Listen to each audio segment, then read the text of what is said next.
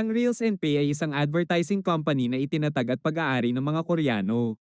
Layunin nito na palakasin ng mga lokal na franchise brand na magiging partner sa kanilang platform at magbigay ng magandang income generating opportunity para sa mga subscribers ng Reels and Pay.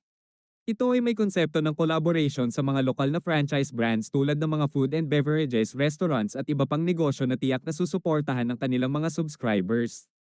Ang Reels and Pay ay affiliated sa iba't ibang franchise brands, food merchants, at iba pang online service-based companies tulad ng online trading sites, gaming industry, at e-commerce-based products. Para kumita bilang subscriber, may ilang paraan. Una, ang viewing points. Sa pamamagitan ng panonood ng mga ads at pag-sign up sa mga affiliated brands ng Reels and Pay, kikita ka ng watch points araw-araw. Kapag mas malaking subscription package ang inavail mo, mas mataas ang conversion ng viewing points na kikitain mo sa loob ng 30 araw. Pangalawa, ang subscriber referral.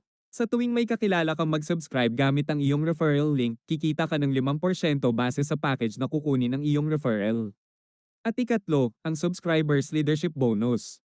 Ito ay may karagdagang kita ka na 1% subscribers bonus mula sa second level hanggang sa 10th level tuwing may mag-subscribe na direct subscribers mo.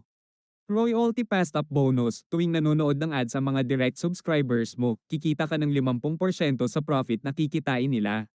Halimbawa, kung ang direct subscriber mo ay kumikita ng 10,000 viewing points araw-araw, kikita ka ng 50% royalty bonus sa kanilang araw-araw na kita.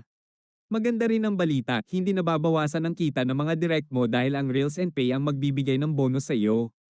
Kaya mas maraming directs, mas malaki ang kita.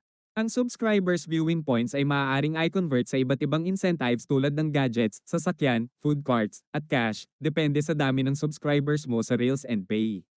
Kaya ano pa ang hinihintay mo? Manood na ng mga ads.